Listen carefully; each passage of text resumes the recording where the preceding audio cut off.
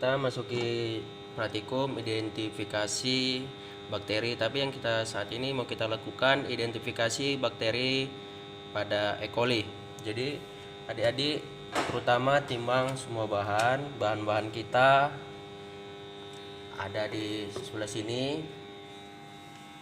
Jadi ada bahan kita pertama BPW dan MCB. Jadi untuk berapa yang kita timbang, untuk MCB nya sesuai penuntun dia 0,15 gram. 15 banyak 0,18 gram. Jadi tarakan ya terlebih dahulu.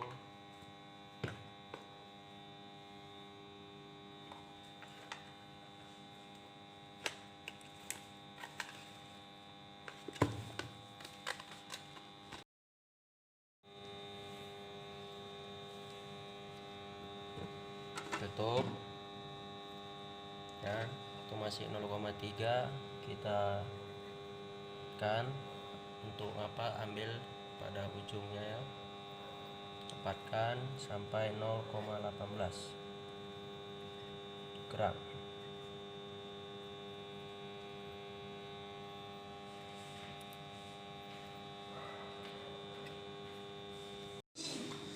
Jadi sebelum kita mengambil air, usahakan keran air ini secara aseptis. Jadi sediakan api bunsen, bakar pada ujungnya secara memutar.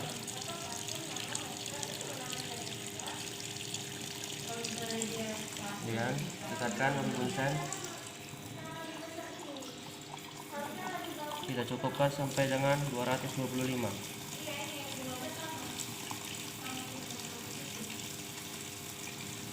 Menata semua dengan bunsen biar tidak ada nitrogen yang masuk, karena ini kita pengerjaan secara aseptis. Kemudian bakar lagi ujungnya.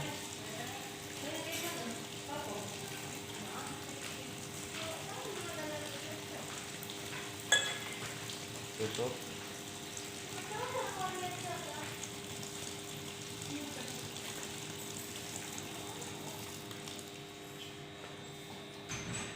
Kemudian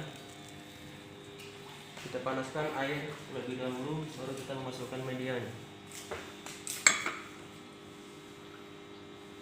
Masukkan medianya.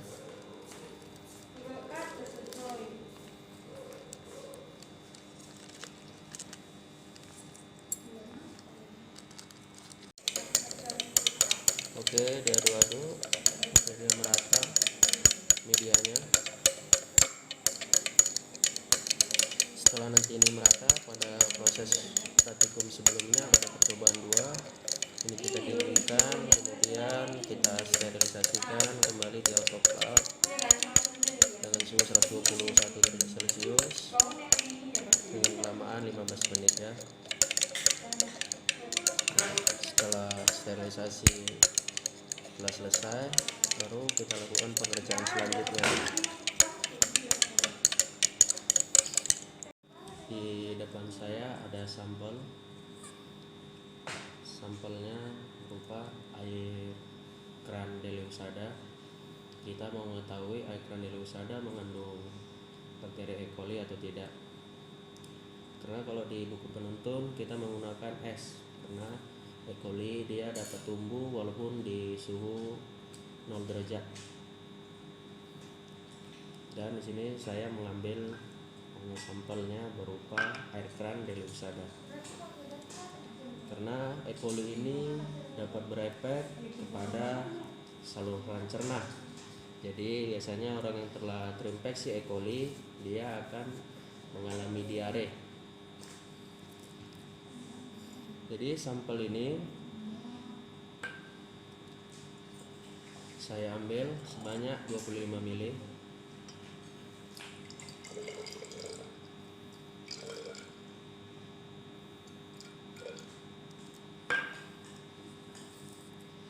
Kemudian Setelah proses sterilisasi tadi yang dari autoclave, kita tambahkan sampel ke dalam media yang steril.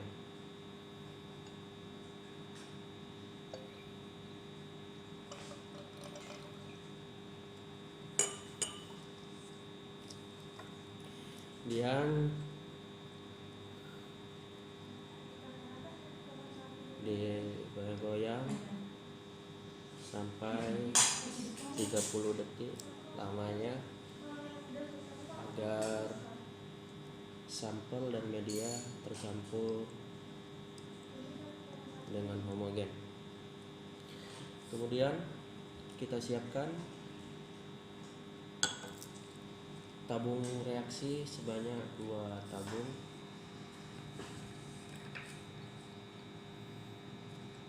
Ini tabung reaksinya juga sudah kita sterilisasikan sebelumnya.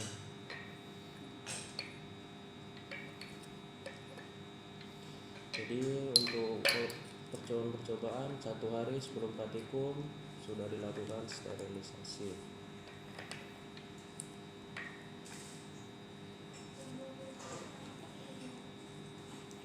Jadi pada buku penuntun dan untuk prosedur dia ada 10-1 sampai dengan 10-3. Jadi yang dikatakan dengan 10-1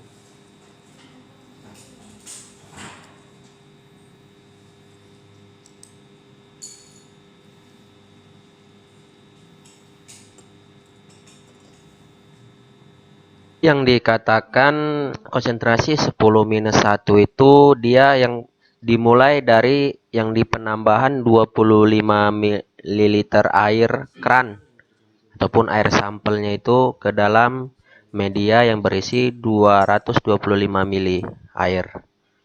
Jadi dari 225 ml ditambah dengan 25 ml itu menjadi 250 ml.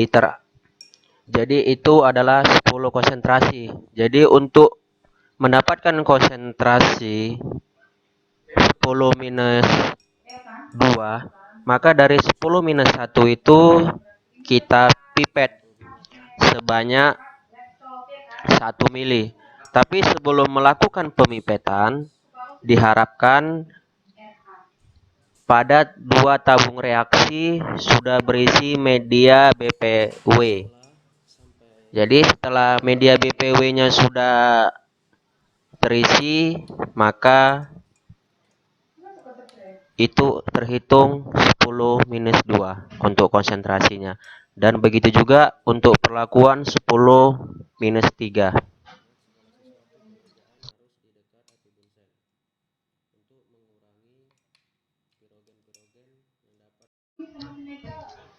Ini adalah proses pengambilan media yang belum kita tambahkan tabung reaksi, 2 tabung reaksi sampel air keran. Jadi sebelum kita menambahkan air keran kita menambahkan 225 ml itu kita sudah sebelum kita menambahkan 25 ml mengisi 2 tabung air reaksi, kita sudah mengambil terlebih dahulu 9 ml. Jadi 2 tabung reaksi untuk konsentrasi 10-2. Dan begitu juga untuk perlakuan 10-3 kita menggunakan 2 tabung reaksi juga. Perhatikan bagus-bagus videonya ya.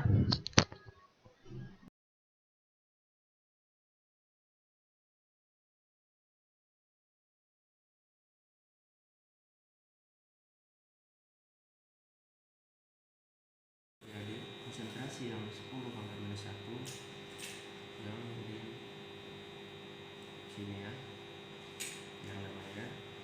Jadi pada saat kita mencampurkan antara sampel dengan media steril, inilah namanya konsentrasi 10-1. Jadi setelah kita mau mengerjakan konsentrasi yang 10-2, terlebih dahulu adik-adik mengisi media PDF kepada 2 tabung reaksi, kemudian adik pipet lagi masing-masing dari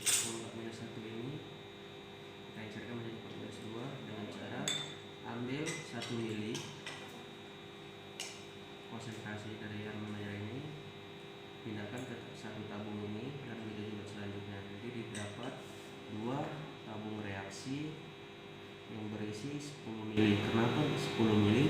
Sebelumnya telah kita tambahkan 9 mili media PDF ke dalam tabung reaksi dan 1 mili dari konsentrasi Erlenmeyer yang kita sebut 10-1 tadi. Jadi dari konsentrasi 10-2 ini kita pipet, pertama kita buka,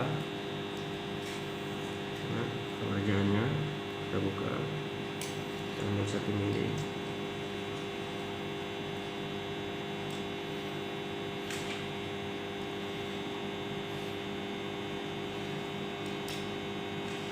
Dan juga cukupkan sampai di atas, pasang 10 mili.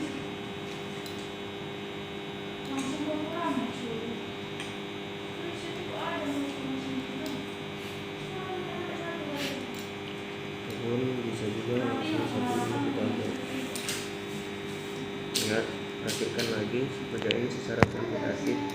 Perhatikan meniskus bawah atau atas, jangan berwarna di bagian atas. Oke.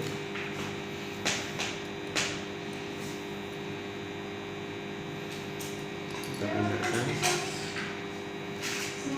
dalam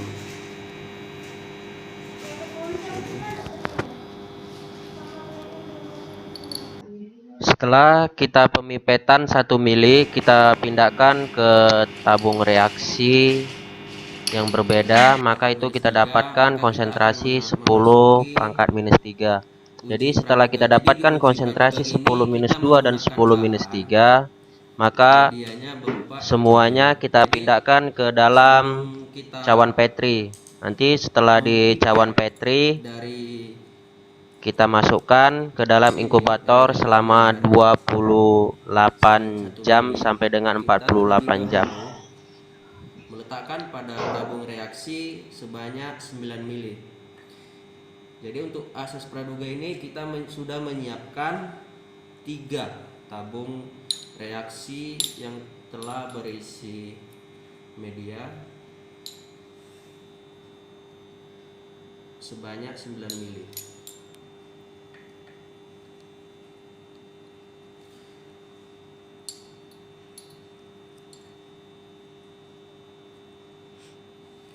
Kemudian dari situ kita mengambil suspensi sampel yang telah kita homogenkan di dalam Erlenmeyer. Jadi abang flashback kembali, ini medianya telah dicampur sampel yang berisi media air yang kita anggap memiliki bakteri E. coli. Jadi dari media yang telah homogen ini dengan campuran sampel kita pipet sama sebelumnya sebanyak 1 mili. 1 mili, 1 mili, 1 dan 1 mili. Jadi kita pipet sebanyak 3 kali.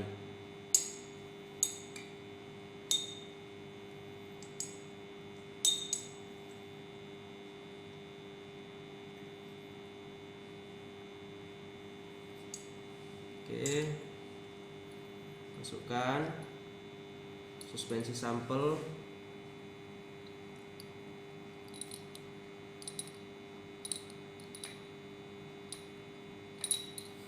Sebanyak 1 mili. Ingat, ini pengerjaannya harus kuantitatif.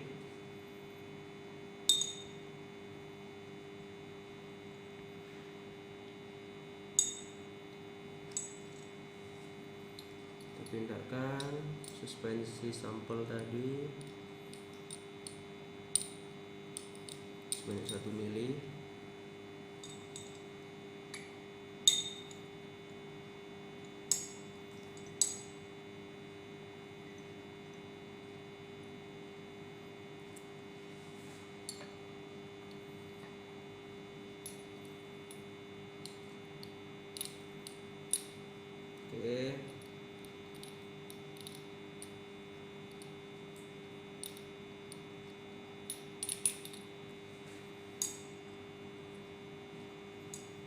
kita tutup kembali sampel MCB yang telah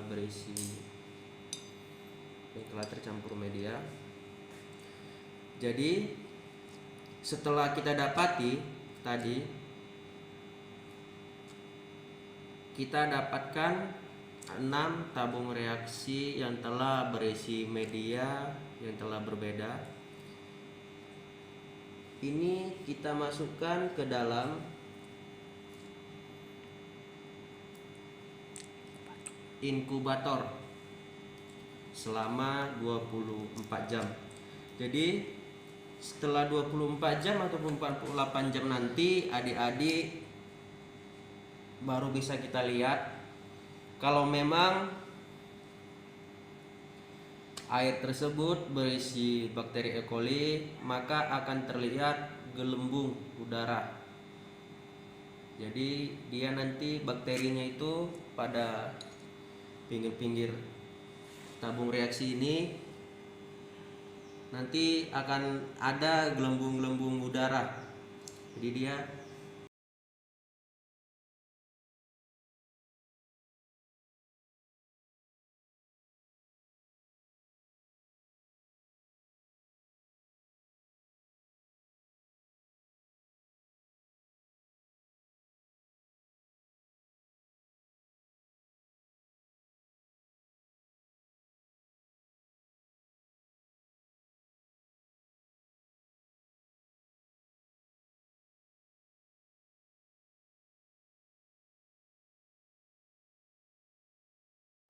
Setelah kita pemipetan 1 mili, kita pindahkan ke tabung reaksi yang berbeda, maka itu kita dapatkan konsentrasi 10 pangkat minus 3.